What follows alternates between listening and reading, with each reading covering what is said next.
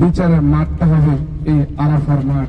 আল্লাহ রাব্বুল আলামিন এই মাঠটা আরাফার মাঠ, এই মাঠে আল্লাহ পাক সব জাতি ধর্ম নির্বিশেষে এক কথা মানুষ নাস ইনসান মানুষের বিচার হবে এই মাঠে। সবাই উপস্থিত হবে, হিন্দু বৌদ্ধ খ্রিস্টান নাসারা ইহুদি যারা আছে না কেন মুসলমান সবাই এই মাঠে চলে আসবেন। বাবা আদম আলাইহিস সালাম থেকে শুরু করে আমার নবী যত উম্মত সবাই এই মাঠে আসবেন।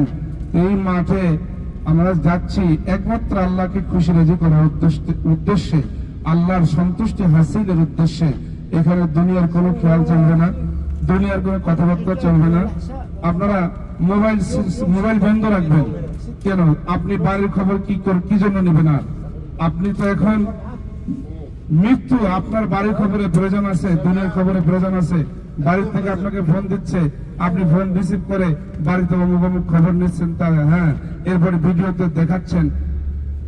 আমি বলি এই সমস্ত কাজগুলো সমস্ত বেদাত, এটা একবার হারাম বেদাত। এটা বেদাতে হাসানাও নয়, এটা হারাম। আমাদের সকলের গুনাহ মাফ করে দেবেন। সুবহানাল্লাহ ওয়া বিহামদিহি। আমাদের সমস্ত গুনাহ মাফ হবে, তবে হ্যাঁ কয়েকটা গুনাহ মাফ হবে না। মনে করেন না যে আরাফার ময়দানে আমি উপস্থিত হয়ে গেছি, দুনিয়ার সব অপকর্ম আমার জন্য মাফ হবে, তবে কয়েকটা অপকর্ম মাফ হবে না। সেটা আমি আপনাদেরকে যখন তাবুতে আমি বয়ান করব তখন ইনশাআল্লাহ আমি সুন্দরভাবে বয়ান করার চেষ্টা করব, আপনাদের সেগুলো বুঝে নেবেন।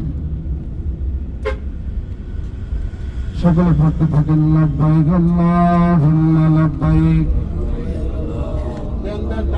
লাব্বাইক লা শারীকা লাক লাব্বাইক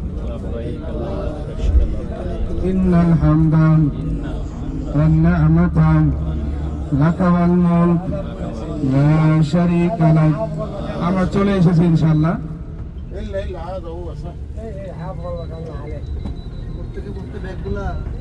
যার যার ব্যাগ আপনারা দেখবেন, কোনো কিছু সামান যেন